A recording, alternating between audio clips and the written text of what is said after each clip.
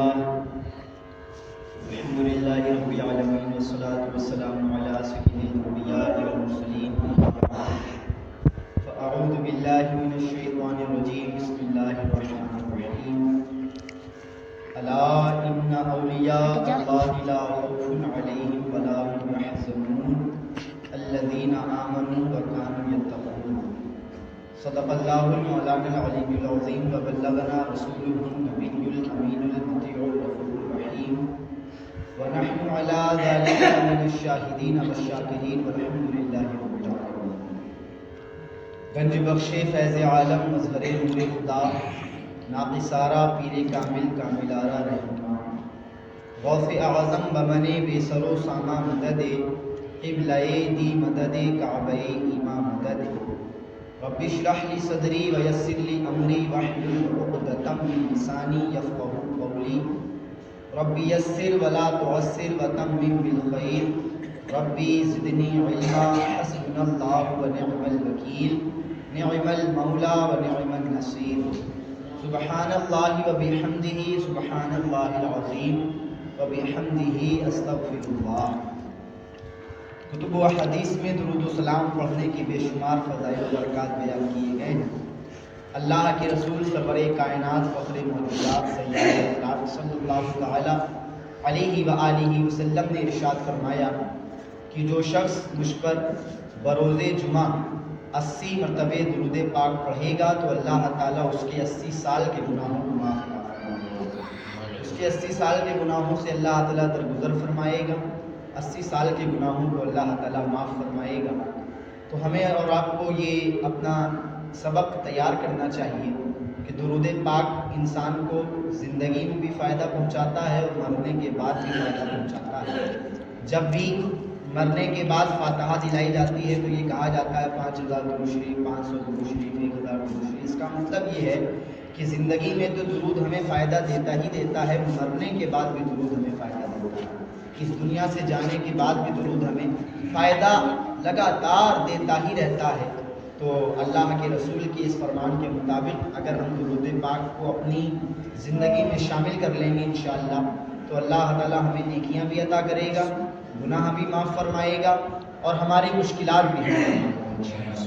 تو آئیے کچھ سننے اور سنانے سے قبل سرکار نامدار مدینے کے تاجدار و عالم کے مالک الختار کالی کالی کجری میں چھپانے والے آقا, لمبے لمبے ہاتھوں سے بھیک دینے والے آقا, شفاعت دلانے والے آقا, مغفرت کرانے والے آقا, جنت میں ساتھ لے جانے والے آقا, جہنم سے باہر نکلوانے والے آقا, جناب احمد مجتبی محمد مصطفیٰ صلی اللہ علیہ وآلہ وسلم کی پیاری پناہ میں ایک بار پورا مجمع بڑے ہی ادب و احترام کے ساتھ درود پاک کا ہدیہ پیش کریں اور پڑھیں بابا بلند اللہم صلی علی سیدنا و مولانا محمد بن عبد الجود و آلہ الکرام و ابنہ الکریم بارک وسلم صلاۃ و سلام علیک یا رسول اللہ صلی اللہ علیہ وآلہ وسلم.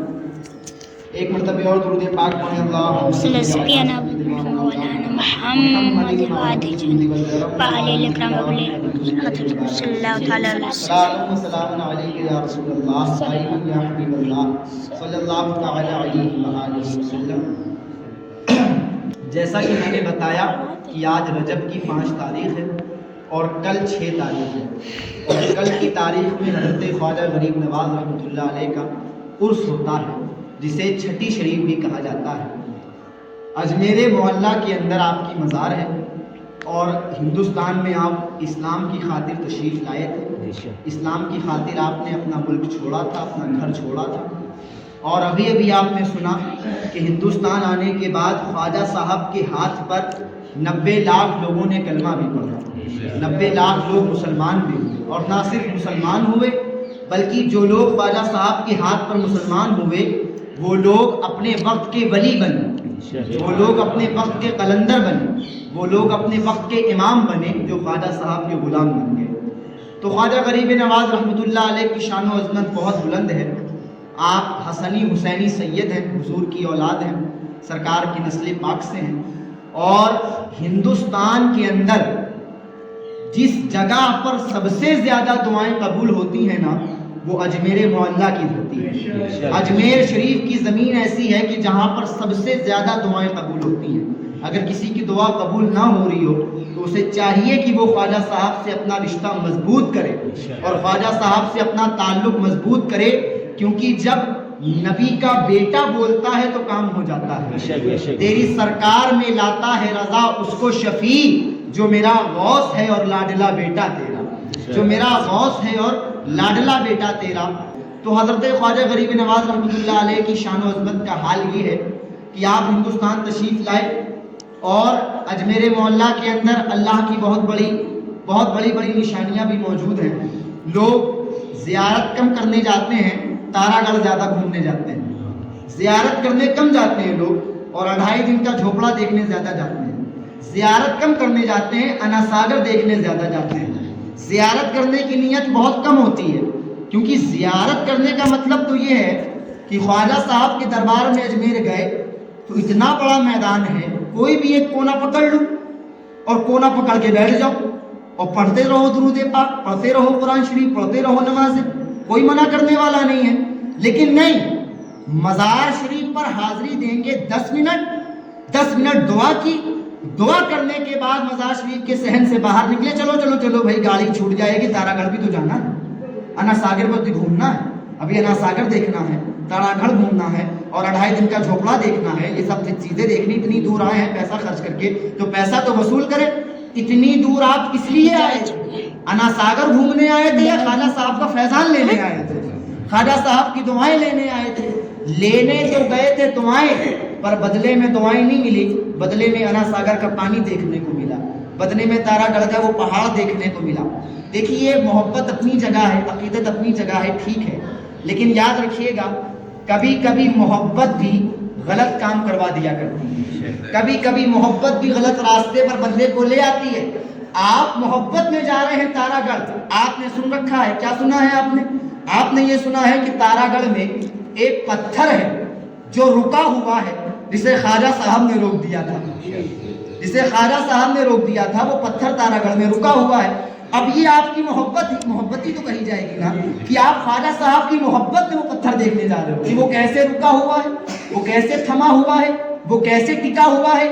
اگر اسی چیز کو آپ قرآن کے ذریعے سے اپلائی کرتے اور قرآن کے میتھڈ سے سمجھنا چاہتے تو قرآن 2 منٹ میں سمجھا دیتا کہ اللہ کے ولیوں کو پتھر روکنا کوئی بڑی بات نہیں ہے۔ اللہ کے ولی چاہیں تو سمندر کا پانی بھی روک سکتے ہیں، اللہ کے ولی چاہیں تو سمندر کا پانی بھی کوزے میں بھروا سکتے ہیں، پتھر روکنا کون سی بڑی بات ہے۔ اگر اللہ کے کسی ولی نے پتھر روک بھی دیا تو اس میں کوئی تعجب کی بات نہیں ہے، یہ تو بہت چھوٹا کام ہے۔ پتھر روکنا تو جادوگر بھی روک سکتا ہے، لیکن انا ساگر کا پانی کٹورے میں بھروانا یہ خواجہ ہی کروا سکتا ہے۔ انا ساگر کا پانی کٹورے میں بھروا لینا یہ صرف خواجہ کروا سکتا ہے۔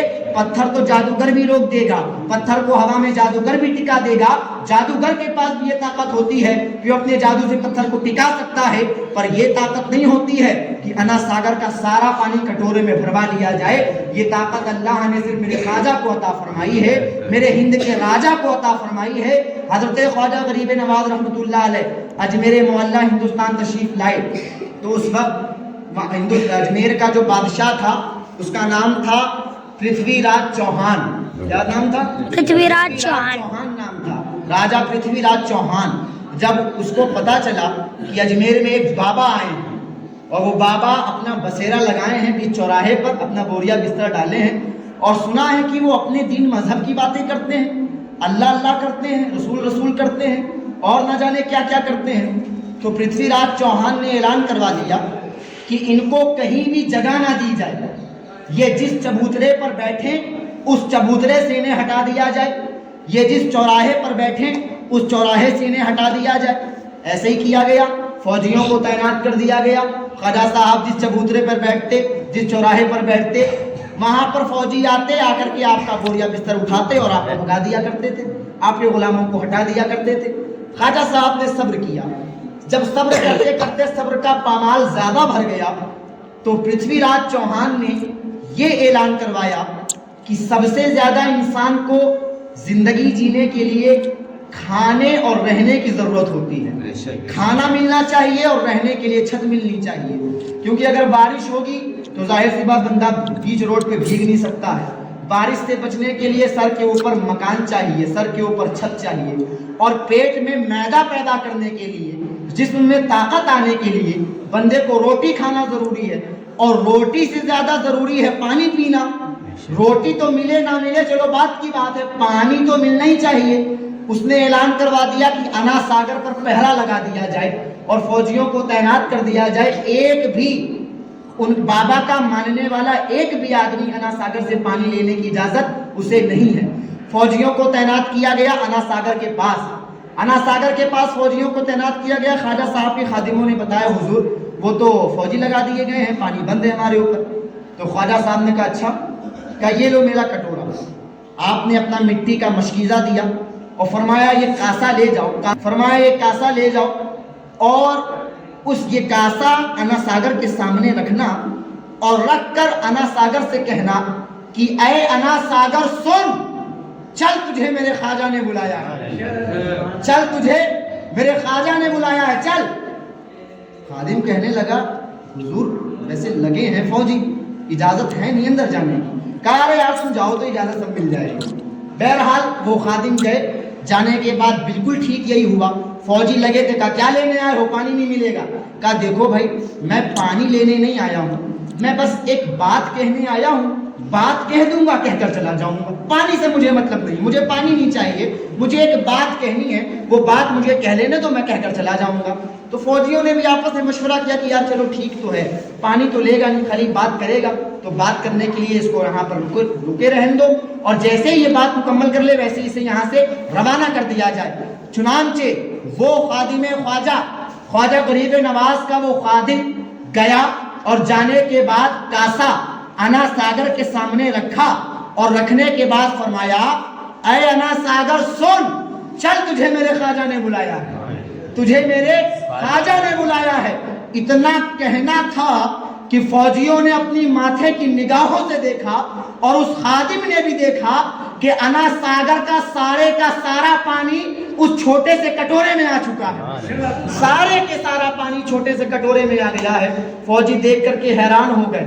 پرتھوی راج چوہان تک خبر بھیجی گئی کہ پرتھوی راج چوہان کو خبر دی گئی سارا کا سارا انا ساگر خالی ہو گیا ہے, وہ بابا نے کٹورے میں بھروا لیا ہے, بابا کے کٹورے میں سارا پانی آ گیا ہے. یہ بابا کوئی عام بابا نہیں لگتا ہے, یہ کوئی پہنچا ہوا بابا لگتا ہے. لیکن یہاں پر ٹھہر کر ایک نقطہ اور سمجھ لیجئے. خواجہ صاحب نے انا ساگر کو بھروا لیا کٹورے میں بھروا لیا. پرتھوی راج چوہان حیران ہو گیا کہ یہ بابا کوئی عام بابا نہیں ہے, یہ پہنچا ہوا بابا ہے. آئیے ذرا پیچھے ہسٹری میں چل دیجئے, اتہاس کے پڑھنے پلٹیے پیچھے کی طرف. خواجہ صاحب کے ابا کے ابا کے ابا کے ابا کے ابا کے ابا, کم سے کم 13-14 مرتبہ ابا ابا بولو گے تب امام حسین کا نمبر آئے گا. خواجہ صاحب کے ابا ہیں امام حسین. کون ہے؟ امام حسین کی اولاد ہے خواجہ غریب نواز. امام حسین باپ ہیں اور خواجہ صاحب بیٹے ہیں. امام حسین دادا ہیں اور خواجہ صاحب پوتے ہیں. امام حسین خواجہ صاحب کے آباء و اجداد میں شامل ہیں اور خواجہ صاحب امام حسین کی اولاد میں شامل ہیں. لیکن آؤ ذرا کربلا کے میدان میں حضرت امام علی مقام رضی اللہ تعالیٰ عنہ پر جب دریائے فرات کا پانی بند کر دیا گیا, جس طرح سے خواجہ صاحب پر انا ساگر کا پانی بند کیا گیا, ایسے ہی خواجہ غریب نواز پر انا ساگر بند کیا گیا. امام حسین پر دریائے فرات بند کیا گیا اور فوجیوں کو تعینات کیا گیا. کہا حسین کو پانی نہیں ملنا چاہیے, حسین کے لشکر کو پانی نہیں ملنا چاہیے. حضرت عباس لمبردار پانی لینے کے لیے جاتے ہیں, ہاتھ کاٹ دیے جاتے ہیں. یہ سارا کچھ ظلم کربلا میں ہو رہا ہے. ایک بات بتاؤ, امام حسین باپ ہیں, خواجہ صاحب بیٹے ہیں. بیٹے کے پاس اتنا پاور کہ بیٹے نے سارا انا ساگر اپنے پاس بلوا لیا. بیٹے نے سارا انا ساگر اپنے پاس بلوا لیا. بیٹے کے پاس اتنا پاور, اور باپ امام حسین, جب باپ پر پانی بند کیا گیا کربلا میں تو باپ نے قدم نہیں اٹھایا. باپ نے یہ نہیں کہا کہ اے دریائے فرات چل میں تجھے بلا رہا ہوں, میرے پاس آ جا, میرے پاس آ جا اور میرے غلاموں کو پانی پلا دے، میرے جانوروں کو پانی پلا دے، میرے بچوں کو پانی پلا دے، میرے بھائیوں کو پانی پلا دے، میرے ساتھیوں کو پانی پلا دے۔ امام حسین نے ایسا دعویٰ نہیں کیا، کیا وجہ ہے؟ کیا امام حسین کے پاس طاقت نہیں تھی؟ طاقت نہیں تھی؟ طاقت تھی، چلو یہ عقیدہ مان لیا طاقت تھی، تو پھر کام کیوں نہیں کیا؟ جب طاقت تھی تو دریائے فرات کو اپنے پاس بلوایا کیوں نہیں؟ اور اگر امام حسین اتنے ہی صبر والے تھے، اتنے ہی صبر والے تھے، تو امام حسین کا بیٹا خواجہ صاحب جن سے ایک پل صبر نہ ہوا، پرانا ساگر بلوا لیا اپنے پاس، ان سے ایک پل صبر نہ ہوا، انہوں نے کہا ہم صبر کرنے نہیں آئے ہیں، پانی دینا ہو دو، نہیں تو انا ساگر اٹھوا لیں گے، انا ساگر اٹھوا لیں گے، ٹیمپو سہیت اٹھوا لیا جائے گا، گھر سہیت اٹھوا لیا جائے گا۔ بیٹے نے ایک آن صبر نہیں کیا، لیکن باپ کے صبر کا حال یہ ہے کہ باپ نے 3 دن صبر کیا اور صبر کرنے کے بعد پانی ملا بھی نہیں، شہادت ہو گئی۔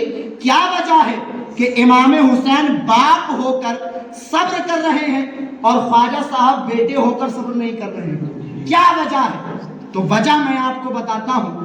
وجہ یہ ہے کہ امام حسین کربلا میں اسلام بچانے گئے تھے۔ کیا کرنے گئے تھے؟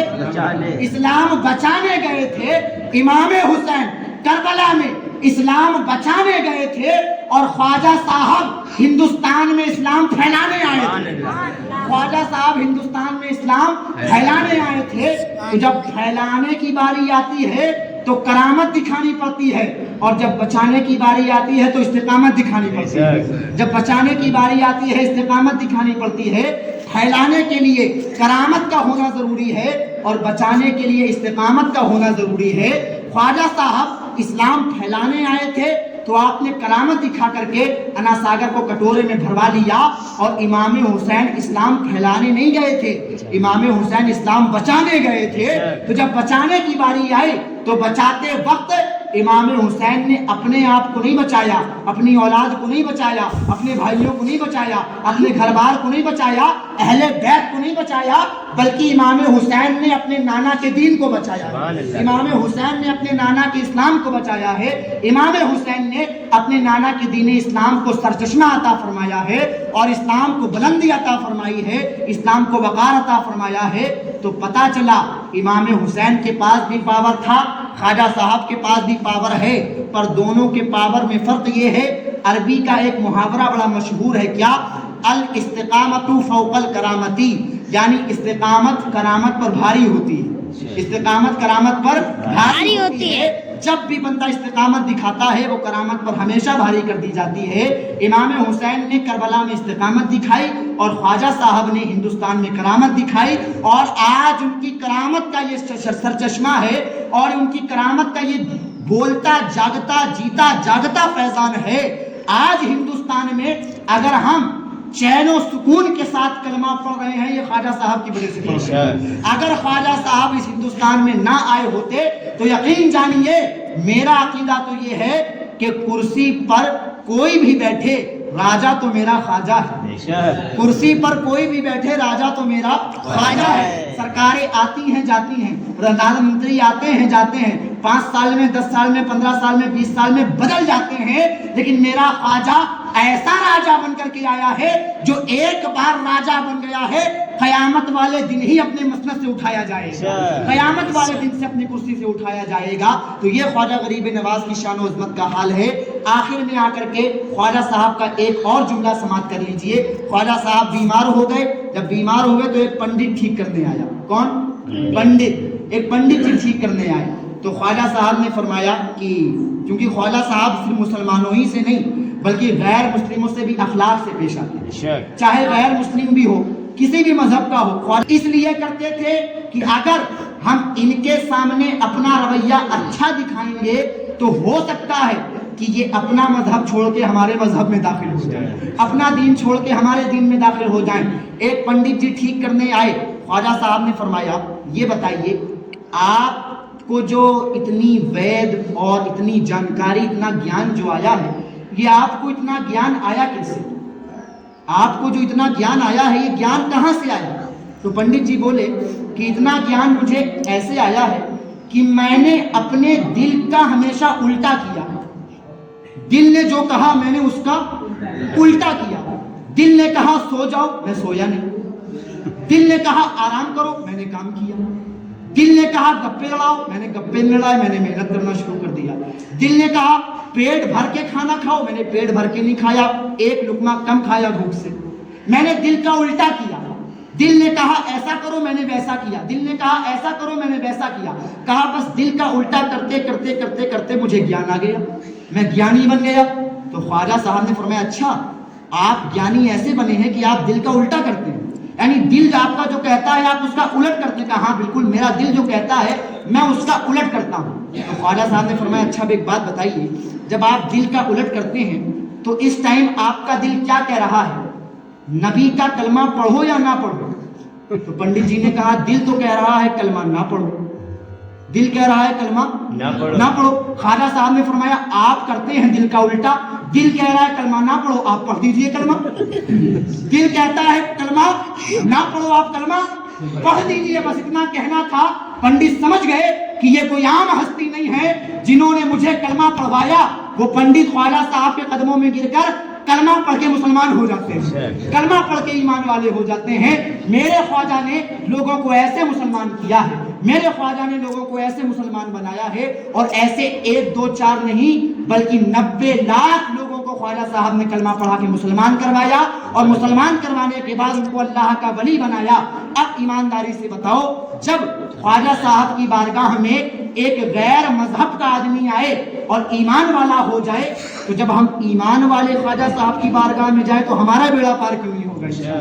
ہمارا بیڑا کیوں نہیں پار ہوگا؟ جب غیر مسلم آتے ہیں ان کا بیڑا پار ہو جاتا ہے، جب مسلم جائیں گے تو ان کا بیڑا بھی انشاءاللہ پار ہوگا. تو بس عرض کرنے کا مقصد یہ ہے کہ آج 5 تاریخ ہے، کل 6 تاریخ ہے، کل خواجہ غریب نواز کا عرس ہوگا.